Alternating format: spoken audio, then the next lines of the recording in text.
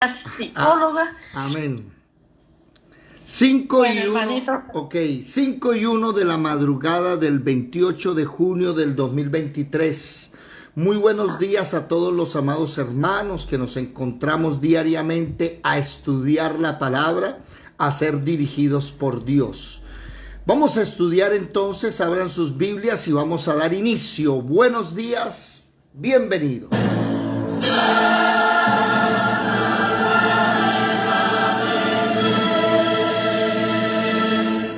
Mirad que nadie os engañe.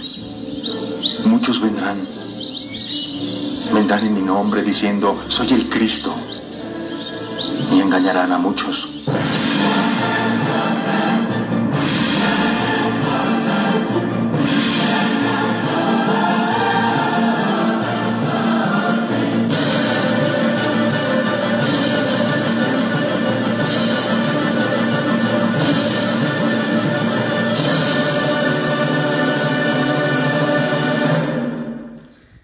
De lunes a viernes estudiamos el Antiguo Testamento en las mañanas y en las noches estamos estudiando el Nuevo Testamento. Estamos en el segundo libro de Samuel, capítulo 15. Hoy es el video número 4 del segundo libro de Samuel, capítulo 15. Y estamos hablando acerca de la persecución que ahora Absalón tiene sobre David, su papá. Una persecución que lastimosamente ha llegado hasta el punto donde David sale huyendo dejando el reinado y Absalón está comenzando a sublevarse haciendo una especie de golpe de estado, ¿cierto? Y hemos estudiado muchas cosas interesantes, hemos aprendido mucho. Personalmente en mi vida, en lo personal, estoy siendo muy enseñado. Pero aquí llegamos ya a un punto donde vamos a estudiar lo que hace falta. Saludo a mi hermano Jorge Freites en Panamá también, donde vamos a darnos cuenta y oído lo que voy a decir. Mucha atención. Vamos a leer, por favor, segundo de Samuel 16:21. Segundo de Samuel 16:21. ¿Sí? Pero un momentico que tengo que quitar esto de acá. A ver. ¿Quién me ayuda, por favor, si es tan amable? Atención. Amén. Atención. O a su manera o a la de Dios. Pero las dos no pueden existir. Eso es lo que vamos a aprender y lo que vamos a entender. O las cosas se hacen a la manera que Dios dice, o las cosas se hacen a la manera que usted diga, pero las dos no son compatibles. ¿Me hago comprender? Vamos a ir hondando poco a poco.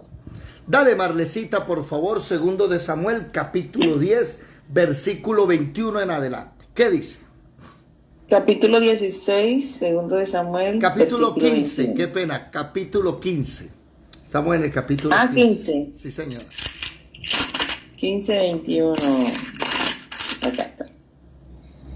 Y respondió Itaí al rey, diciendo, vive Dios y vive mi señor el rey, que o para muerte o para vida, donde mi señor el rey estuviere, allí estará también tu siervo.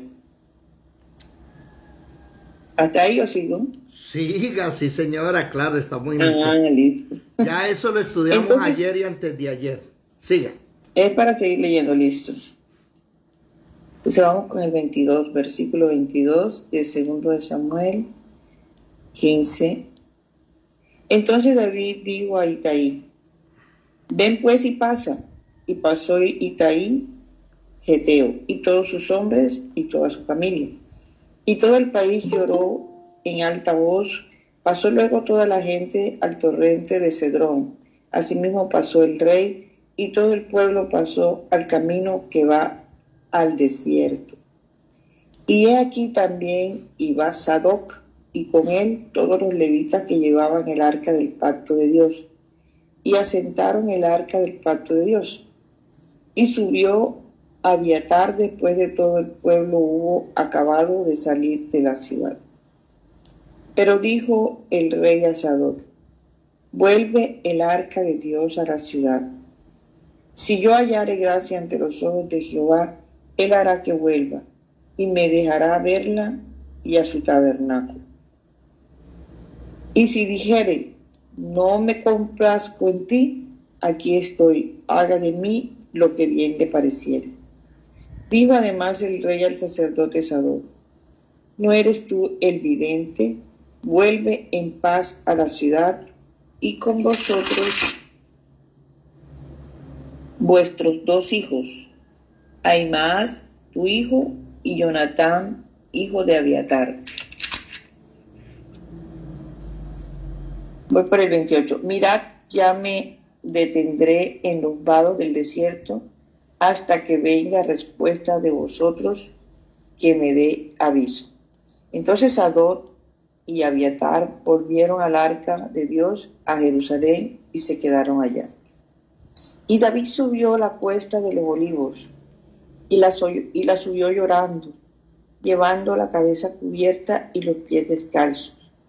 También todo el pueblo que tenía consigo cubrió cada uno su cabeza e iban llorando mientras subían. Y dieron aviso a David diciendo: Aitofel está entre los que conspiraron con Absalón. Entonces dijo David: entorpece ahora, oh Jehová, el consejo de Aitofel. Cuando David llegó a la cumbre del monte para adorar allí a Dios, he aquí Usaí, arquita, que le salió al encuentro, rasgados sus vestidos y tierra sobre su cabeza, y le dijo David: si pasares conmigo, me serás carga. Mas si volvieras a la ciudad y dijeres a Absalón: rey, yo seré tu siervo, como hasta aquí he sido siervo de tu padre, así seré ahora siervo tuyo. Entonces tú harás nulo el consejo de Aitofel. No estarán allí contigo los sacerdotes Sadoc y Abiatar. Por tanto, todo lo que oyeres en la casa del rey, se lo comunicarás a los sacerdotes Sadoc y Abiatar. Vamos a dejar hasta ahí un momentico porque ya se abrió otra historia. A ver, vamos a analizar el contexto de lo que está pasando. Recordemos que David recibe la noticia que su hijo Absalón se sublevó, que le había dicho hace unos días: papá, déjeme ir a Hebrón, que voy a ir a hacer sacrificios y a hacer un poco de cosas. Le mintió. Y realmente en Hebrón, que es un monte muy importante, estratégico, ahí es donde él se subleva, se une con gente. Y quiero que miren un momentico el versículo 12. Lea el versículo 12, por favor. Lea el versículo 12. ¿Qué dice? Capítulo 15, versículo 12. Y mientras Absalón ofrecía los sacrificios, llamó a Aitofel Gilonita, consejero de David de su ciudad de Gilo. Y la conspiración se hizo poderosa y aumentaba el pueblo que seguía a Absalón. Una persona muy importante de David se unió a Absalón, a la revuelta. Entonces se hace más poderoso. Por eso aquí vemos que David ora al Señor, ¿sí? Y dice que el consejo de Aitofel, ¿sí? Versículo 31, y dieron aviso a David diciendo: Aitofel, tu mano derecha, uno de tus consejeros, conspira con Absalón. Entonces David ora y dice: entorpece ahora, oh Jehová, el consejo de Aitofel. Bueno, quiero que lo tengan referenciado, pero no vamos a hablar en este instante de él.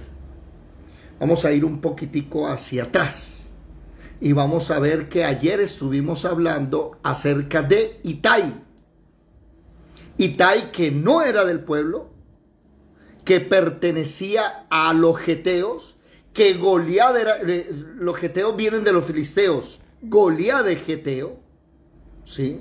Son enemigos, pero son personas, estos geteos no eran de los que vivían en la tierra de los filisteos, sino que se habían ido con David y eran amigos de David. Pero David le dice a Isaí, le dice: tú ya estás desterrado, a ti te tocó huir de tu pueblo, no te vengas conmigo para ser desterrado otra vez. Itai le dice: no me importa, me voy con usted y donde usted viva o muera, ahí voy a estar yo. Enseguida, nótese lo siguiente. Versículo 23. El país está llorando en alta voz. Todos pasan el torrente de Cedrón. Asimismo, pasa el rey y el pueblo que va con él camino al desierto. También iba el sacerdote Sadoc, que es el que está ocupando el sumo sacerdocio en esa época, y llevaban otros sacerdotes levitas que llevaban el arca del pacto. Lo llevan con el rey. Y el rey, ¿qué dice? Devuelvan el arca a su lugar, a la ciudad de Jerusalén. Si yo hallaré gracia ante los ojos de Jehová, él hará que vuelva y me dejará verla y a su tabernáculo. Noten estas palabras. Y si dijere: no me complazco en ti, aquí estoy, haga de mí lo que bien le pareciere. Dijo además, le suma a Sadoc: tú eres el vidente, a ti es quien Dios te habla. Vuelve a la ciudad y con sus hijos. Además de eso, con Jonadab, hijo de Abiatar, otro hijo más. Mirad, yo me detendré en el desierto hasta que venga respuesta de vosotros. Y Sadoc y Abiatar se devolvieron. Estos son sumos sacerdotes en cierta época. A uno le toca un tiempo y al otro le toca otro tiempo. Y David sube la cuesta, ¿qué dice? Llorando, llevando la cabeza cubierta y los pies. Aquí hay dos cosas que analizo rápidamente. Uno, la tristeza, la congoja, el problema psicológico que tiene David. Si en esa época hubiese psiquiatras, le hubieran dicho a David: usted tiene una paranoia. ¿Paranoia por qué? Porque está huyendo de su hijo. Está paranoico. Un psiquiatra le hubiera dicho: no, lo que usted necesita es que humanamente se aleje del mundo entero, empiece a tomar pastillas y venga que yo lo curo. Que ese es el problema de los psiquiatras. En este instante yo estoy estudiando a un psiquiatra cristiano excelente. Ahorita se me olvida el nombre. Y es un psiquiatra cristiano que entendió que si usted es psiquiatra, no puede utilizar las herramientas de la psiquiatría. O usted utiliza las herramientas humanas o utiliza las herramientas divinas. ¿Cuál es el problema aquí? Nótese, la depresión en la que se encuentra David. Van caminando, van llorando. ¿Se dan cuenta? Van, dice, hay aquí un texto que dice: la cabeza cubierta y los pies descalzos. Todo el pueblo tenía consigo, que estaba con él, cubrió su cabeza, iban también llorando. La depresión es colectiva. Hay personas que entran en unos problemas mentales impresionantes. Llegó el sumo sacerdote, trajeron el arca. ¿Sabe cuál es la diferencia? Que David no tenía el arca como amuleto. Esa es la diferencia. David no necesitaba cosas humanas que lo acompañaran. Y David le dice al sacerdote de turno, le dice: hágame un favor, usted se devuelve, deje esa arca quieta. Si Dios me quiere, mire, noten lo siguiente: si Dios me protege, yo vuelvo a verla. Pero si yo he hecho mal y Dios no me protege, pues no la vuelvo a ver. Dígame algo, ¿en quién tiene puesta la confianza David? Esa es la diferencia del verdadero cristiano. Hay personas que ponen su confianza. ¿Vieron los que estaban al principio se dieron cuenta qué sucedió, ¿no? Por eso, antes de la clase, en la madrugada temprano, Dios me dijo: hoy vamos a hablar. O usted hace las cosas como yo digo, o usted hace las cosas como usted quiere, pero las dos no van de la mano. Porque es que hay cristianos que dicen: no, hagamos las cosas como dice Dios, pero también como dice el hombre. Y ese es un grave error. Porque el hombre te va a apartar de Dios. Nótese que, a diferencia del pueblo de Israel, ¿recuerdan ustedes el libro de Josué, el libro de primero de Samuel, que dice que iban a una guerra y llevaban el arca? ¿Cuántos recuerdan los primeros capítulos del primer libro de Samuel? Y fueron a la guerra y llevaron el arca.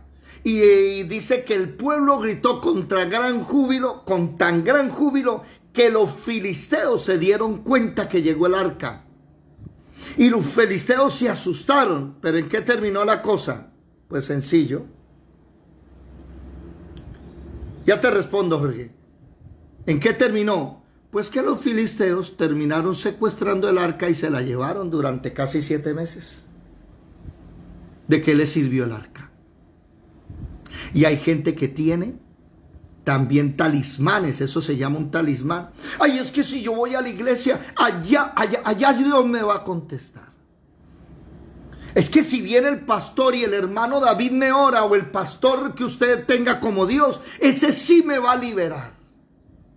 Error. Estás colocando los ojos en hombres. ¿Qué dice Hebreos capítulo 12, versículo 2? Léanlo, por favor. Y es un mensaje para todos ustedes que vamos a vivir esto, pero que van a vivir otros y le van a pedir consejo. ¿Cuál es su consejo? Hebreos capítulo 12, versículo 2. ¿Quién lo lee, por favor? Amén. Puestos los ojos en Jesús, el autor y consumador de la fe, el cual por el gozo puesto delante de él sufrió la cruz, menospreciando el oprobio, y se sentó a la diestra del trono de Dios. Entonces nótese cómo hay cristianos que ponen sus ojos en el siervo, en el pastor, en la persona, en el médico, en el psiquiatra. Hermano, es que tengo cáncer, y es que tengo que ir a hacer, y es que tengo que... una pregunta, ¿el cáncer tiene cura? No, no tiene cura. ¿Y entonces qué va a hacer?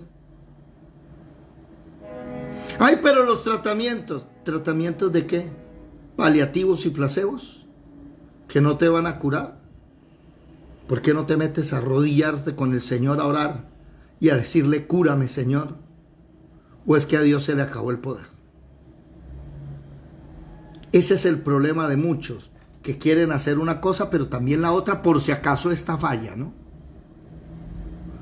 Mi hermano Jorge, sí, David se está refiriendo al tabernáculo de reunión. La frase tabernáculo de Moisés no existe. El tabernáculo no es de Moisés. El tabernáculo se llama el tabernáculo de reunión. Que David, ¿sí?, se trajo el arca a Jerusalén y allí la establece. Y allá es donde comienza a poner el tabernáculo. ¿Estamos claros? Todo eso tiene un trabajo. Ahora, nótense algo. Sigamos aquí en este espacio. Sigamos aquí en esto que estamos leyendo acerca de cómo David lleva una depresión tan grande que está caminando descalzo. Mire, el rey, el hombre que mató a Goliat, el hombre que acabó con todos sus enemigos, se le levantó un enemigo de la casa.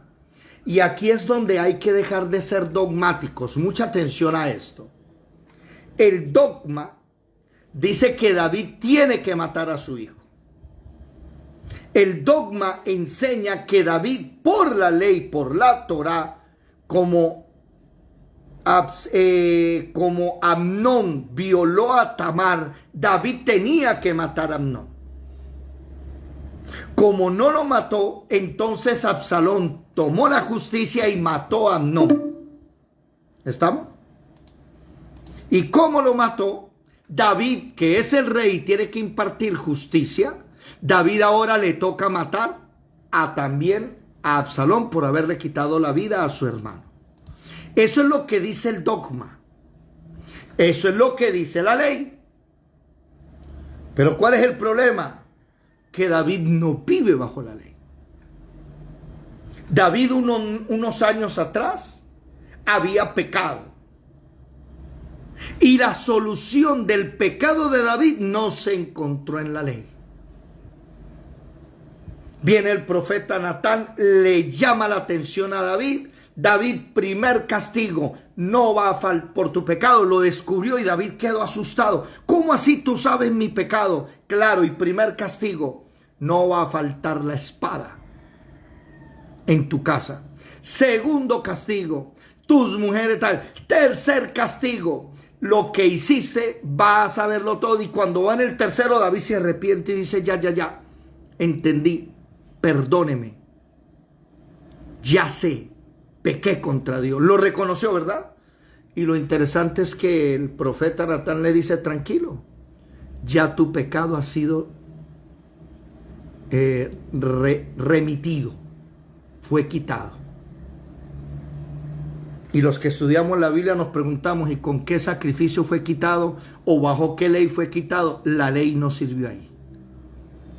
Ya David está conociendo lo que es la verdadera justicia de Dios.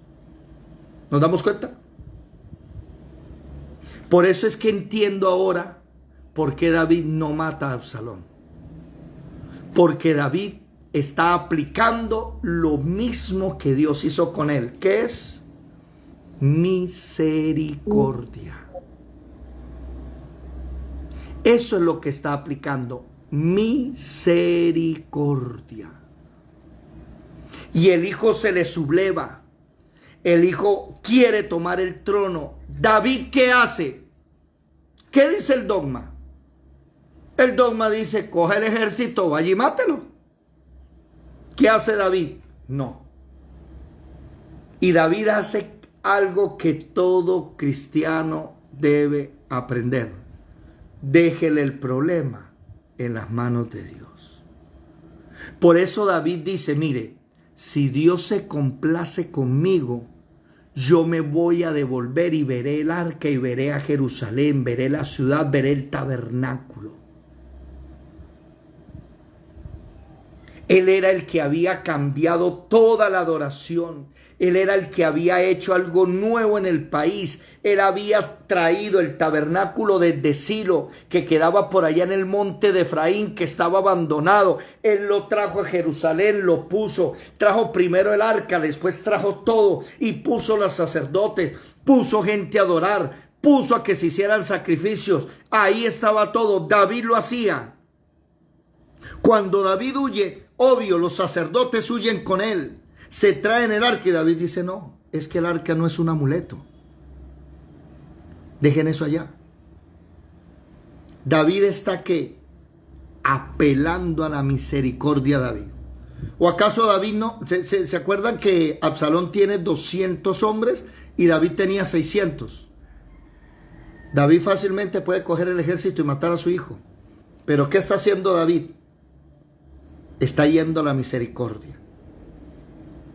Y aquí muchos padres de familia, el día en que sus hijos los vayan a perseguir, van a tener que escoger entre el dogma, lo que dicen los hombres, o van a tener que escoger entre la misericordia. Porque llega un día que ni el palo, ni el rejo, ni la chancleta sirve. Llega un día en donde no puedas hacer nada cuando tus hijos te empiezan a atacar. Y a usted como padre de familia, lo único que le queda no es, ay, llevémoslo al psiquiatra, llevémoslo al psicólogo. ¿Para qué? ¿Para que le den pastillas y lo droguen, lo hechicen? Recuerde que la palabra hechicería en el griego original es farmakeia, de donde viene la palabra fármaco, que va a llevar a la persona que lo hechicen, a que lo embrujen.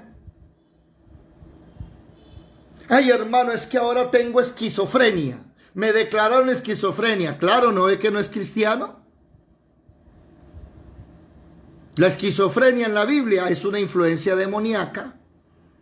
Los demonios le están influenciando. No lo están poseyendo.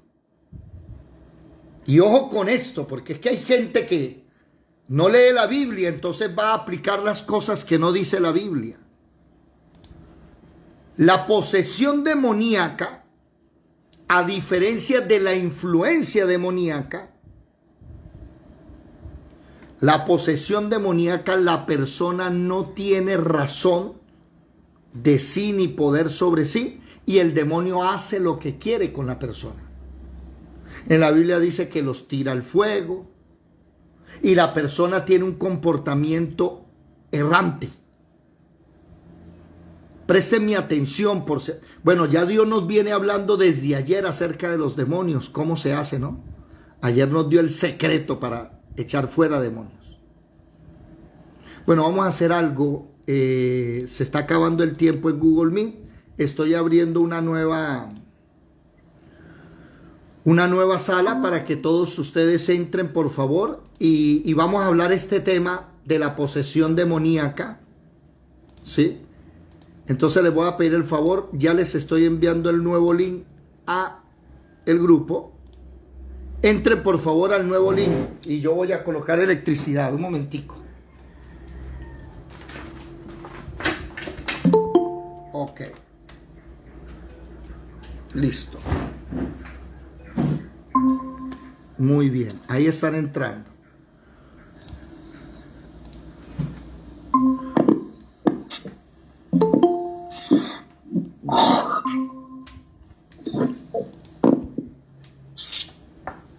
Ahí están entrando. Bueno, ¿alguien tiene un micrófono abierto, por favor? ¿Qué pasó? ¿Me escuchan? ¿Qué sucedería aquí? Se me trabó. Se me trabó. ¿Ya me escuchan? ¿Me oyen? ¿Sí me oyen bien? Sí, señor, se escucha bien. Sí, claro. Bueno, un momentico porque... Ya, listo. A ver. Admitir a todos. Sí, listo. Presten mi atención. Porque en este tema de que le han llamado disque demoniología, y lastimosamente hay personas que se han inventado hasta una doctrina sobre demonios. Pero lo que a mí me ha llamado la atención en este tema de los demonios es que la gente que quiere armar doctrina de demonios es precisamente la gente que en su vida pasada trabajaba como brujos, como hechiceros, o visitaban brujos y hechiceros. Y quieren tomar el conocimiento mundano y meterlo en la Biblia. Y le voy a ser muy sincero. La Biblia a nosotros sobre los demonios no nos da un estudio para poder entender a los demonios. ¿Me estoy haciendo entender? Óigame, eso de demoniología en la Biblia no existe. ¿Por qué? Porque no hay una revelación suficiente con buenos textos bíblicos donde Dios nos quiera enseñar quién es el diablo, de dónde viene, por qué esto y por qué lo otro y los demonios. No. Si usted ve en el Antiguo Testamento, eso de demonios, la gente no sabía qué era. Solamente Jesús, cuando llegó, los demonios empezaron a manifestarse. Y el Señor los exhibió públicamente. ¿Por qué? Porque estaban escondidos. La Biblia nos habla, por ejemplo, que el diablo se rebeló. Pare ya. Que anda como león rugiente, sí. Pero acerca de los ángeles, tanto de los que están con el Señor como de los caídos, la Biblia no habla casi. Es más, la Biblia habla del nombre de 3 ángeles. 3 ángeles. El primero, Miguel, que es el arcángel. El segundo, Gabriel. Y el tercero, el diablo. Punto, Lucifer. No habla de nadie más. Lucifer, el ángel caído. Entonces, ponerme a inventar una teología, ponerme a inventar una demoniología, eso es un error. Oído. Cuando una persona es poseída por un demonio, la persona pierde la fuerza de voluntad. David, ¿por qué es poseída? Ah, no, por 20,000 cosas que ahorita no vamos a hablar. Pactos, hechicería, consultar, en fin, le dio la entrada a que el demonio lo manipule. Porque si usted va y consulta a los muertos, si usted va y consulta al brujo, usted está dejando que otro le diga qué hacer en su vida. Y de tanta consultadera, pues un espíritu demoníaco toma el control de su vida. Pero no confunda una influencia demoníaca con una posesión. Entonces vienen las personas que andan metidas en ese cuento y le quieren venir a decir a uno cómo es. No, es que usted no sabe, hermano, usted esto no sabe. Pare. Yo no necesito estar poseído o haber estado poseído para entenderlo. ¿Cuál es la diferencia de una influencia a una posesión? La posesión, la persona pierde su voluntad. Jesús iba caminando, apareció un papá y le dijo: mira, mi hijo, que el demonio lo tira al fuego, él no puede hacer nada. El endemoniado gadareno, que andaba desnudo, se la pasaba en lugares solitarios, en el cementerio, no tenía fuerza de voluntad. En cambio, el que está influenciado por los demonios sigue teniendo fuerza de voluntad, solo que los demonios ¿qué? Atacan. No lo poseen, solo lo atacan. Ahora, ¿un cristiano puede estar poseído por un demonio o puede estar influenciado? ¿Qué me dicen ustedes?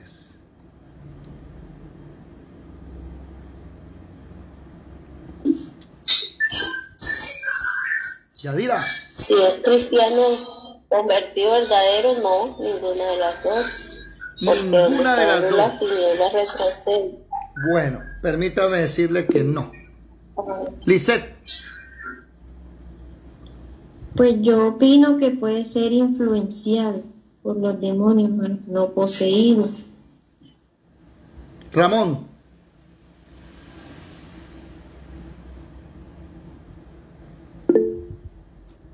Y entonces la concupiscencia, ¿dónde queda?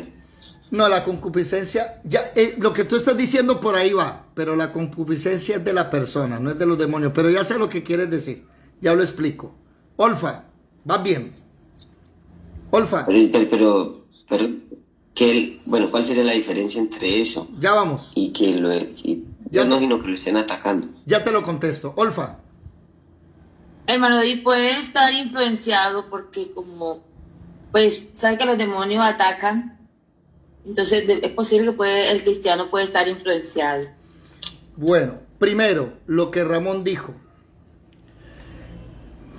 Dios no puede tentar a nadie, Santiago, porque Dios no puede ser tentado, sino que cada uno es tentado según su concupiscencia. Ramón, la concupiscencia es personal.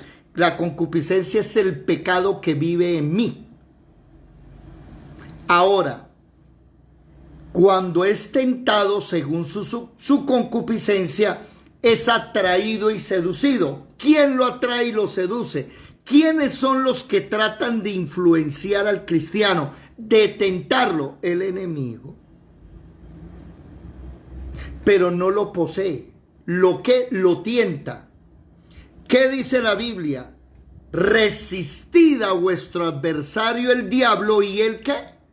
Huirá. El diablo va a intentar influenciarte. El diablo, el enemigo, los demonios te van a atacar. Pero ¿qué dice la Biblia? Que cuando el enemigo ataca, ¿usted qué tiene que hacer? ¿Quién lo recuerda? ¿Quién me dice qué tiene que hacer? El escudo de la fe. Levantar el escudo de la fe, donde puede apagar los dardos de fuego del ¿quién? El enemigo te está mandando dardos de fuego. ¡Fu! Y pegan acá, suicídate, mátate, hazte esto, te voy a dar, nadie te quiere. Y la persona está siendo ¿qué? Influenciada, no está siendo poseída, que es lo que muchos no entienden. Si usted está siendo influenciado, si el enemigo lo está atacando, levante el escudo de la fe y punto. Y resista. Recuerde que la armadura de Dios es para resistir. Entonces la persona influenciada, viene otro y le dice, no, es que usted está poseído por los demonios. Entonces para el psiquiatra que le den pastillitas. ¿Usted qué cree que los psiquiatras, los psicólogos pueden arreglar eso? Se lo voy a decir así de sencillo, se va a empeorar. David, entonces, ¿qué tiene que hacer? Enseñarle a levantar el escudo de la fe. Porque el enemigo va a tirar sus dardos de fuego. Y si tú tienes el escudo de la fe caído, esos dardos te van a dar. Y cuando un dardo pega, duele. Y como es de fuego, quema. ¿Se van dando cuenta? El cristiano, los demonios, el enemigo pueden influenciarlo, pero no poseerlo. Pueden tentarte. Ahí está Job. Job era un hombre de Dios recto. No había nadie como él en el mundo. ¿Y qué vino el enemigo? ¿Lo poseyó? No, lo influenció. Lo trató de llevar a hacer algo, pero no pudo con él. ¿Ven la diferencia? Apréndanselo, por favor. Y le hablo con mucho amor, pero con autoridad, a aquellos que en su vida pasada tuvieron un conocimiento del oculto y lo quieren venir a meter a la Biblia. Entonces hay cristianos que dicen, no, que el demonio Changó, que el demonio de María Leonza, que el negro Felipe, que Guataipuro, y ahora tenemos iglesias que cada vez que abren la iglesia tienen que empezar a barrer con todos esos demonios. Ah, en esa congregación viven los demonios. Interesante. La Biblia no me habla de Changó, ni de María Leonza, ni nada de eso. Deje de estarle poniendo importancia a los que un día Jesucristo los clavó en la cruz, los expuso y los venció. Yo no necesito aprender de eso. Ah, pero es que usted no sabe del tema, hermano. Yo sé de la verdad. Y algo sé, que los demonios se arrodillan y huyen en el nombre de Jesús.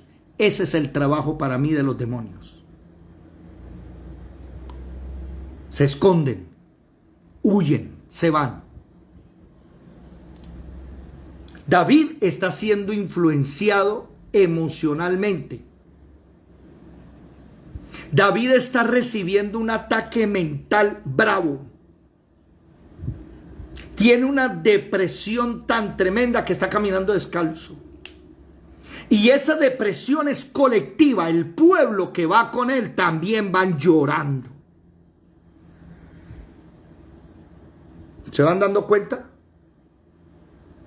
Ah, pero ¿qué dice la Biblia? Santiago 1:8 o Filipenses, no me acuerdo bien. ¿Saben de qué voy a hablar? Alguien que me ayude con el texto, por favor.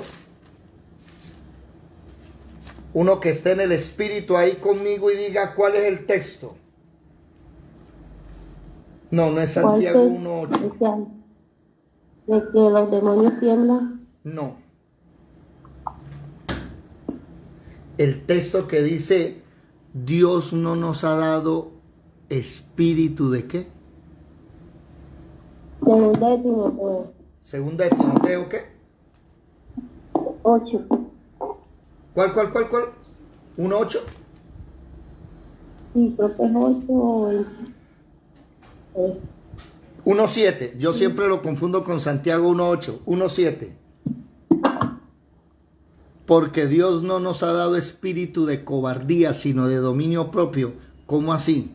Llegó la tristeza y yo me pongo a llorar 3 días sin comer, y es que Dios mío, este ataque, y es que me está atacando el enemigo, y es que me voy a suicidar. ¡Ah, qué locura! ¿Qué? Pare. ¿Usted no la compró la sangre de Cristo? Sí, dominio propio. Domínese. No, pero es que llamen al pastor, llamen a este, llamen al otro. Ay, Dios mío. Y los cristianos que llaman a dar consejos que no deben dar. Ay, Señor. Uno queda asustado con ese cristianismo de hoy. Antibíblico. No voy a ir al psicólogo. ¿Para qué? Para que te embrujen, para que te hechicen, para que te droguen. Perdón con los psiquiatras, pero ya está demostrado, señores psiquiatras, que ustedes no pueden con las enfermedades mentales. Por eso existen los psiquiatras. ¿Para qué? El psiquiatra estudió medicina y estudió psicología. Entonces lo que hace es dándole pastilla a la gente para mantenerla dopada, no es más. Eso es lo único que puede hacer un psiquiatra. Por eso es que estoy estudiando a un psiquiatra cristiano, que el hombre dice, mire, si usted le habla a un psiquiatra de demonios, él va a decir que es falso, eso no existe, porque para ellos solo hay materia y energía, para ellos los demonios no existen. Eso de espíritus, para ellos no existe, todo está en la psiquis. Entonces le dan una pastillita para que la psiquis, la mente, sea modificada. Nosotros sí sabemos. Es una influencia demoníaca. No, hermano, está poseído. No, si estuviera poseído ya se hubiera tirado un carro. No tiene fuerza de voluntad. El demonio puede contra esa persona. Pero si esa persona la llamó Jesucristo, la redimió con su sangre, no está poseído. No puede poseerla el diablo, porque habita en él el Espíritu Santo. Ahora, si el enemigo puede intentar influenciarlo, mire, por ejemplo, lo que decía Ramón, hablando de la concupiscencia, la tentación es una influencia.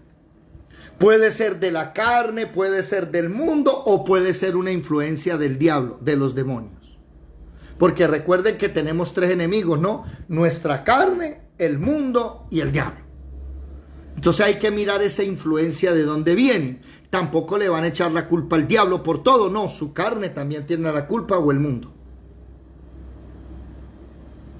Pero influenciar, tentar, probar, no es lo mismo que posesión. Cuando es posesión, oído a esto. El homosexualismo es una posesión demoníaca. Es que tiene el espíritu del homosexualismo. ¿Qué? ¿De verdad? ¿En dónde dice la Biblia eso? ¿Qué dice la Biblia acerca de los homosexuales, de los afeminados y de los sodomitas? Que esa es la palabra original. ¿Qué dice la Biblia? Cada uno guiado por sus propias concupiscencias. Sí, pero ¿qué le dice la Biblia a ellos? ¿Qué tienen que hacer? ¿Cuál es el mensaje a un homosexual? Arrepiéntase. Sí, el mensaje es arrepiéntase. ¿Por qué? Porque viene de su carne. ¿Cuál es el mensaje a un endemoniado? Que sea libre. Entonces, no, el endemoniado no necesita arrepentimiento. ¿Por qué? Porque no depende de él. El endemoniado necesita una liberación. El homosexual no necesita una liberación, necesita un arrepentimiento. Perdón, el endemoniado no necesita una liberación demoníaca. Necesita sí ser libre, pero es él el que debe entender que necesita arrepentirse. ¿Ven la diferencia? El endemoniado no tiene voluntad. Usted no puede decirle arrepiéntase, hermano, para que ese demonio se salga. No. Dice. Hermano, bueno, yo he escuchado casos, por ejemplo, los que practican cosas de demonios, que para comunicarse con ellos y eso, o sea, según no están endemoniados en ese momento, pero al practicar todas esas cosas no pueden ser poseídos. Sí, claro. Y en ese caso son ellos los que propician eso, entonces tienen que arrepentirse, ¿no? Ya usted ya hizo lo que al principio dije que no se debía hacer, coger el conocimiento de ellos y meterlos acá. A ver, ya vamos a empezar. ¿Y qué es una posesión? ¿Y cómo es que se posee? ¿Y por qué? No, allá no me meto. La Biblia no me habla de eso. Pero la Biblia no me muestra a ningún endemoniado diciéndole Jesús o Pablo, por ejemplo, arrepiéntase. Pablo iba caminando y salió una mujer que tenía un espíritu y salió predicando la verdad. Bueno, la verdad no, porque la verdad en la boca del diablo no es verdad, aunque haya gente que diga que sí. Salió predicando algo cierto. Estos hombres son hombres de Dios. Y Pablo se devolvió y no le dijo arrepiéntase, le dijo en el nombre de Jesús eres libre. Y sacó fuera el demonio. Jesucristo iba caminando, los demonios le revolcaban y Jesús no le decía arrepiéntase. No, Jesús no le hablaba a la persona. Jesús le hablaba al demonio. Sal fuera en el nombre de Jesús.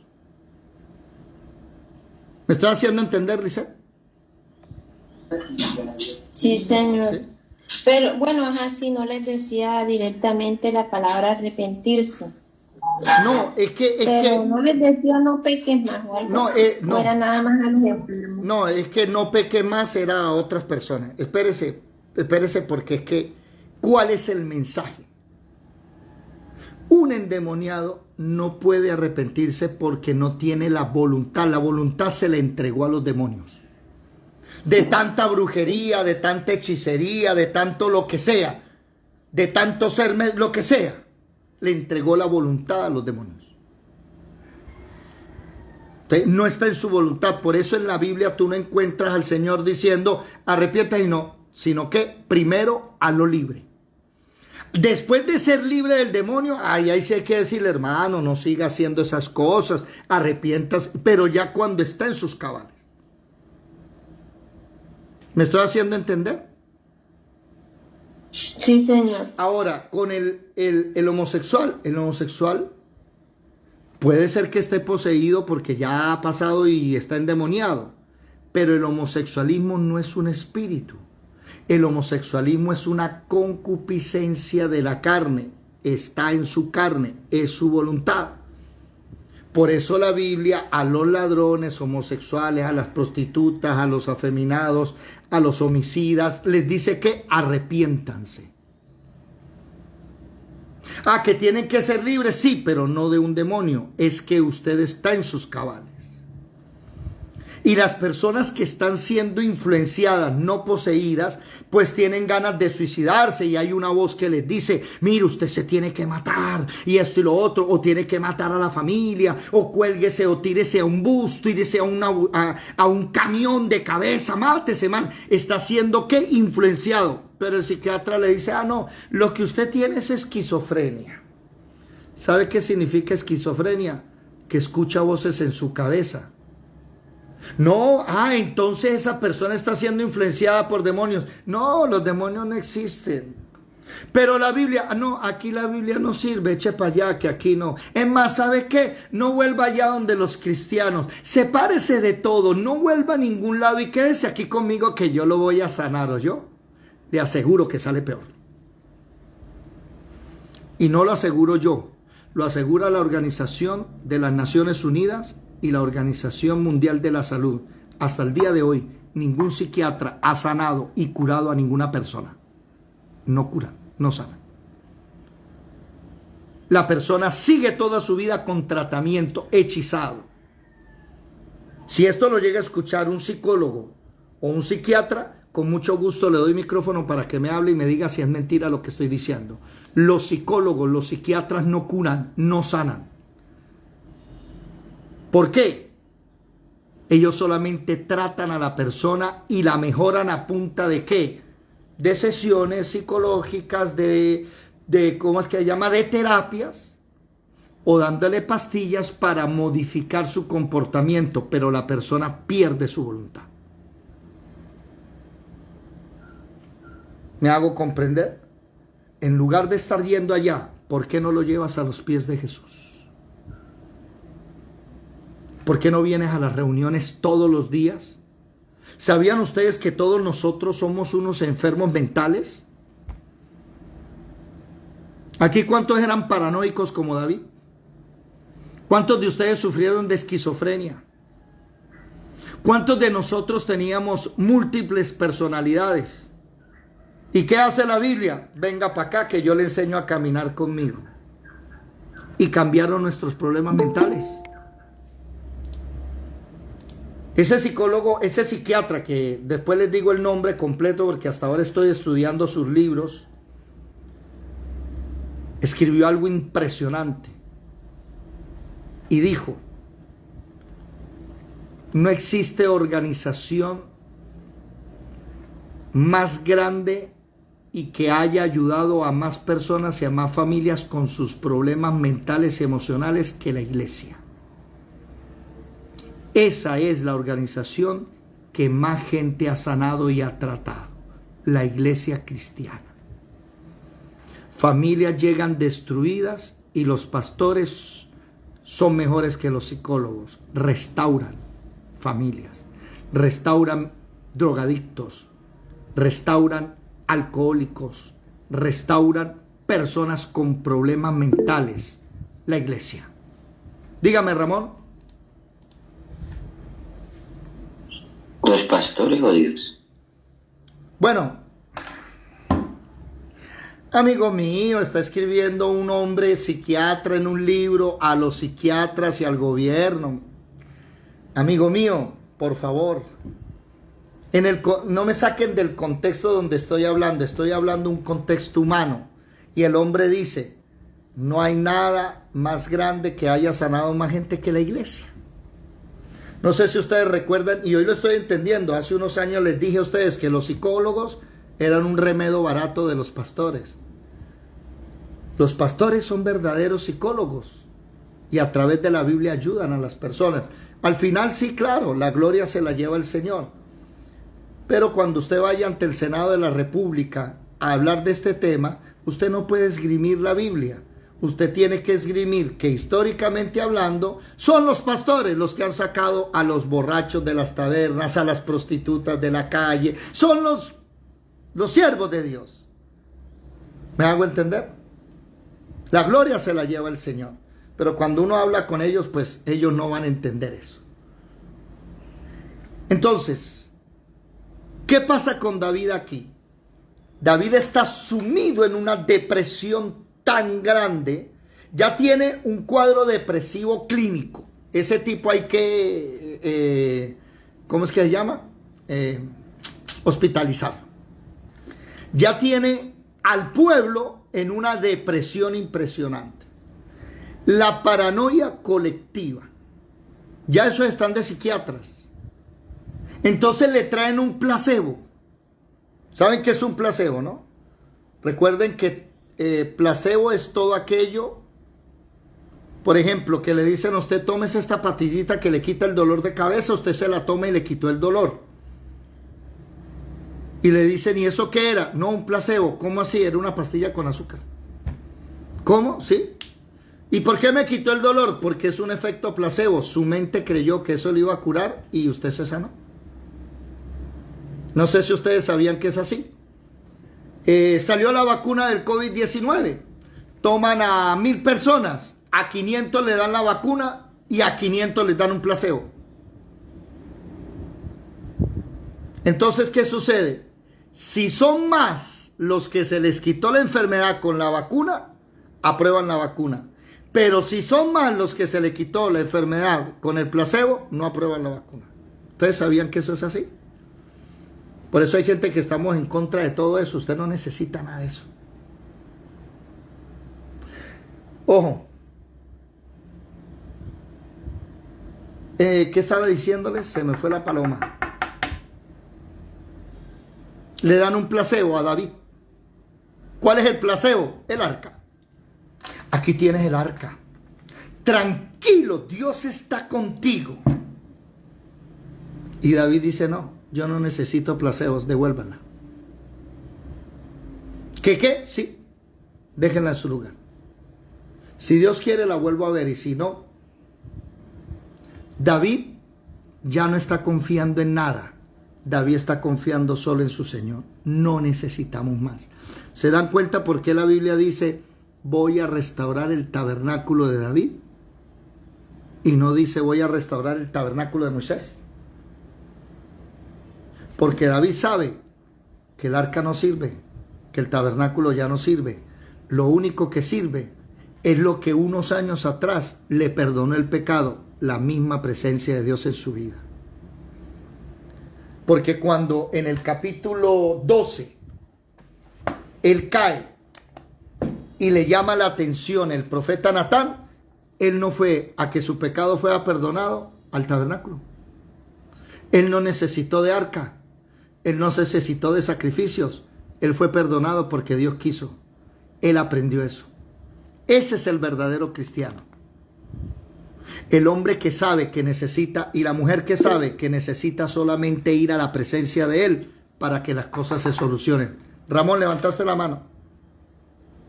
Sí, además él se arrodilló a orar cuando la enfermedad del hijo, que la mujer quedó embarazada. Él se arrodilló y estuvo orando ahí día y noche y no comía y todo sorprendido, ¿no? Sí.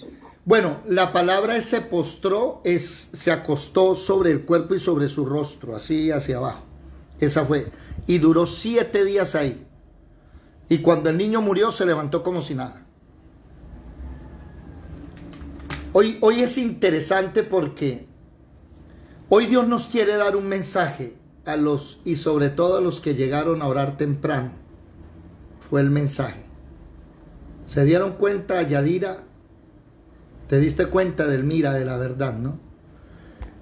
Marlecita, Ramón, los que no llegaron a orar se perdieron de un mensaje que no lo di yo. Y no lo di yo, lo dio el mismo Espíritu Santo. Yo no abrí mi boca. Y de cómo hoy el Señor nos está enseñando que lo que sucedió antes de la clase en la oración es una mentira del diablo. No les voy a explicar. Simplemente les digo, hermano, vengan a orar. Se están perdiendo de grandes cosas. Vengan a orar, si quieren orar. Pero eso que sucedió y esa persona que habló, y no voy a hablar de eso, no voy a darles ideas, pero hoy nos está mostrando el Señor que tenemos que poner la mirada en Él, no en ninguna persona. Dígame, Yadira. No, nada, amén, que así es, que Dios es grande y solo Él sabe porque Él conoce todo lo que está pasando, pero a veces escuchamos y vemos y hemos conocido y hemos visto los milagros, el testimonio, pero aún así seguimos poniendo la mirada en las cosas del hombre, no en Dios. Amén. Por eso el rey David, dice la Biblia en Amós capítulo 9 versículo 11 y 12, y lo reiteran los apóstoles en el concilio de Jerusalén en Hechos capítulo 15 versículo 16 al 18, dice que Dios en el último tiempo va a restaurar el tabernáculo de David. Es que el tabernáculo de David no es el tabernáculo de reunión. El tabernáculo de David, él lo llevaba en su corazón. Él llevaba la puerta, el altar del holocausto, la fuente de bronce, la menorá, los panes de la proposición. Él llevaba en su corazón el altar del incienso. Él llevaba el arca del pacto en su corazón. Ese es el verdadero tabernáculo. Pero si seguimos siendo rebeldes, si seguimos siendo personas que queremos hacer las cosas a nuestra manera, pues no va a haber un tabernáculo de David en nuestras vidas. Como dije al inicio, y es que precisamente me llamó la atención que el Señor me dijo esta madrugada en las cosas personales mías con Él. Hoy les vamos a enseñar, o hacen las cosas como yo digo, o hacen las cosas como ellos quieren, pero las dos no son compatibles. Usted está haciendo las cosas como usted quiere, por eso se levanta, se cae, se levanta, se cae, se levanta y se cae. Empiece a hacer las cosas como Dios quiere. Disciplina, obediencia, santidad, continuo sacrificio, lo que nos ha enseñado el Señor, seamos uno. Pero si usted quiere hacer las cosas como usted quiera, bueno, verá, tome decisiones. ¿Sabe algo? Me llama la atención, ya para terminar, que David está haciendo las cosas al revés de lo que dicen los humanos, las está haciendo como Dios dice. Misericordia con su hijo. No voy a levantar mi mano contra mi hijo. Dios la levanta, lo voy a dejar quietico. Nótese algo. Mañana lo vamos a ver. David ora en contra no de su hijo. ¿Se dieron cuenta? David ora en contra de Aitofel. Y David le ora a Dios y le dice: entorpece ahora el consejo de Aitofel. ¿Por qué no oró por su hijo? Tiene misericordia con su hijo. Y un día dijo Jesús: misericordia quiero. Id y aprended qué significa misericordia quiero. El profeta Oseas dijo: quiero más misericordia que sacrificios. Los espero orar. Los espero estudiar. El Señor nos está enseñando. Los que están en Facebook, Dios les bendiga. Nos vemos en la noche.